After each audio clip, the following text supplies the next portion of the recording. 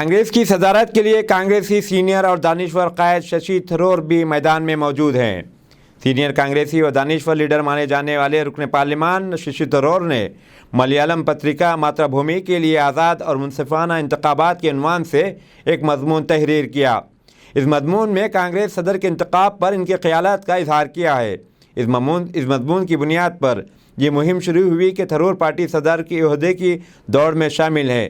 جب میڈیا والوں نے ششی تھرور سے اس مہم کے بارے میں دریافت کیا تو انہوں نے اس کا جواب دینے سے انکار کر دیا۔ سوال تھا آپ صدر کے عہدے کی دوڑ میں شامل ہیں یا نہیں، اس پر کوئی وضاحت نہیں کی اور جواب نہیں دیا۔ تاہم انہوں نے کہا کہ وہ اخبار میں لکھے گئے مضمون سے جو رائے قائم ہوتی ہے اس پر قائم ہے، جیسا کہ آرٹیکل میں کہا گیا ہے کہ صدارتی انتخابات آزادانہ اور منصفانہ طریقے سے ہونے چاہیے۔ Congress party has announced an election and is going to be conducting it openly and freely and fairly, and I think that's a very healthy practice. Beyond that, I have not made any announcement, nor have I made any decision to make any announcement. I have put some thoughts out there, which I am very gratified have attracted some sort of reaction. But beyond that, I have at this stage nothing to say. The process is some weeks away. As you know, even the notification for the election is about 3.5 weeks away. Let's wait for that time and see what the process is going to evolve like. But from my point of view, I think having elections is a good way of galvanizing interest and attention. رضامندی سے جنسی تعلقات رکھنے والوں کے Aadhaar card اور PAN card دیکھنے کی ضرورت نہیں، دہلی ہائی کورٹ کا فیصلہ۔ دہلی ہائی کورٹ نے کیس میں اہم فیصلہ سنایا ہے۔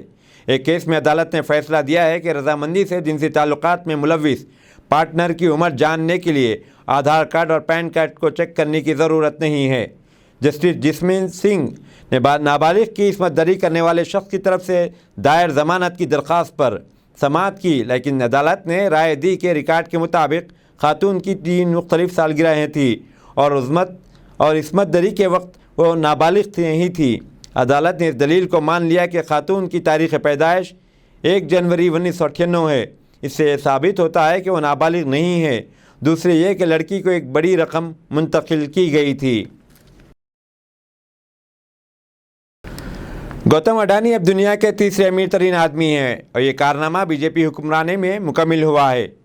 ہندوستانی بزنس مین گوتم اڈانی اب دنیا کے تیسرے امیر ترین آدمی ہیں۔ بلومبرگ بلینئرز کے اعداد و شمار سے یہ پتہ چلتا ہے کہ ایسا لگتا ہے کہ ان کے اثاثہ 137 ارب ڈالر کے لگ بھگ ہیں۔ ایلون مسک اور جیف بیزوس کا شمار دنیا کے اعلیٰ ترین ارب پتیوں میں ہوتا ہے۔ اس کے بعد 60 سالہ بزنس ٹائکون گوتم اڈانی نے جگہ لی ہے۔ واضح رہے کہ بی جے پی حکمران کے ابتدائی سال میں یہ 100 نمبر پر بھی نہیں تھے، اب وہ دنیا کے تیسرے نمبر پر ہیں۔ ان کے اثاثہ جات پاکستان، افغانستان، بنگلہ دیش، سری لنکا، میانمار کے کل بجٹ سے بھی زیادہ ہے۔ یہی نہیں بلکہ ہندوستان کے تیسری آبادی کے تیسرے حصے کے غربت کے سطح سے نیچے زندگی گزار رہے ہیں، اور غربت میں ہمارا نمبر آخری درجے پر یعنی 107 نمبر پر ہے، یعنی نائجیریا جیسے ملک میں بھی پیچھے۔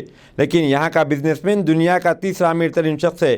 کیا حکمرانوں نے ملک کی دولت کا ایک بڑا حصہ اس سرمایہ دار کے کاروبار میں لگا دیا ہے، جبکہ غریب عوام روٹی روزی کے لیے بھٹک رہی ہے؟ افلاس ان کا مقدر بن چکا ہے۔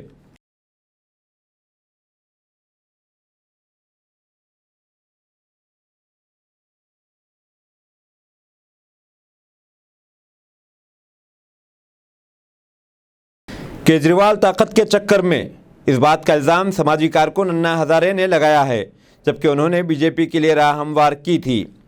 سماجی کارکن انا ہزارے نے دہلی کے سی ایم کیجریوال پر اقتدار کے فریب میں رہنے کا الزام لگایا ہے۔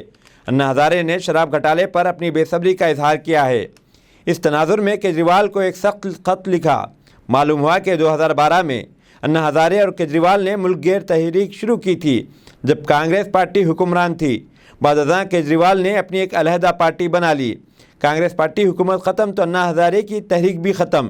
انا ہزارے ہزاروں کروڑ کے ڈرگز پکڑے جانے پر، کئی لاکھ کروڑ سرمایہ داروں کے معاف کر دیے جانے پر، بلقیس بانو کیس میں قتل کے ملزمین کو چھوڑ دیے جانے پر، ملک میں مہنگائی اور بے روزگاری پر وزیر اعظم کو خط کیوں نہیں لکھتے؟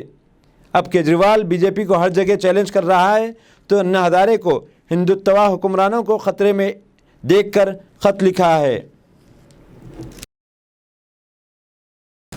طالبان حکام روس سے پیٹرول اور گندم خریدنے کا معاہدے کے قریب پہنچ چکے ہیں۔ برطانوی خبر رساں ایجنسی کے مطابق ترجمان افغان وزارت اقتصادیات حبیب الرحمان حبیب نے تصدیق کی ہے کہ افغان وزارت تجارت کا وفد روسی دارالحکومت ماسکو میں موجود ہے۔ ترجمان کے مطابق افغان وفد گندم، گیس اور پیٹرول کی فراہمی کے معاہدوں کو حتمی شکل دے رہا ہے۔ پیٹرول اور بنزین کیمیکل پر دونوں ممالک متفق ہو چکے ہیں۔ ادھر خیبر ایجنسی کی ایک رپورٹ کے مطابق افغان وزارت اقتصادیات کے ذرائع نے بتایا ہے کہ ان کی تکنیکی حکام اور وزارت خزانہ کے نمائندے ماسکو میں موجود ہیں۔ متحدہ عرب امارات میں روزگار کے خواہش مندوں کے لیے ایک اچھی خبر، ہوابازی کی صنعت میں مواقع۔ سفری طلب میں اضافے سے ایویشن سیکٹر میں عملے کی کمی، انڈسٹری میں ہنرمند عملے کی کمی نے روزگار کے وسیع مواقع پیدا کر دیے ہیں۔ ملازمتیں اب تک کی بلند ترین سطح پر پہنچ گئی ہیں۔ متحدہ عرب امارات میں روزگار کے خواہشمندوں کے لیے اچھی خبر ہے کہ سفری طلب میں اضافے سے ایویشن سیکٹر میں عملے کی کمی کے باعث انڈسٹری میں ہنرمند عملے کی کمی نے روزگار کے وسیع مواقع پیدا کر دیے ہیں۔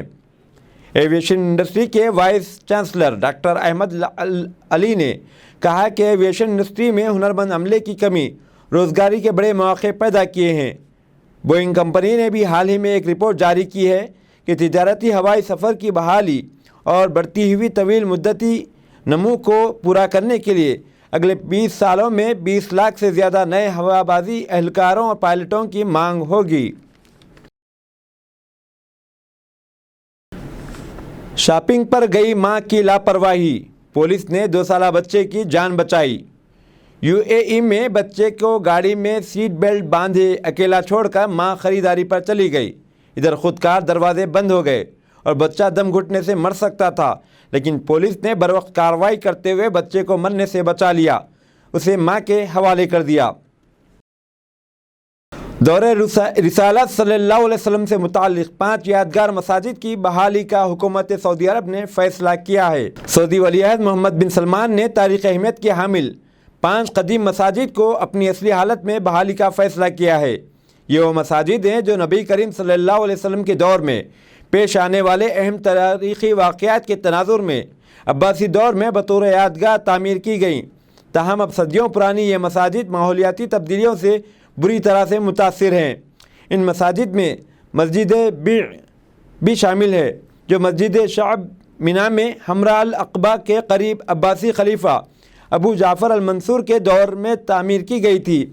ہجرت مدینہ سے قبل اسی مقام پر نبی آخر الزماں صلی اللہ علیہ وسلم اور مدینہ منورہ کے قبائل یہود کے درمیان تاریخی معاہدہ طے پایا تھا۔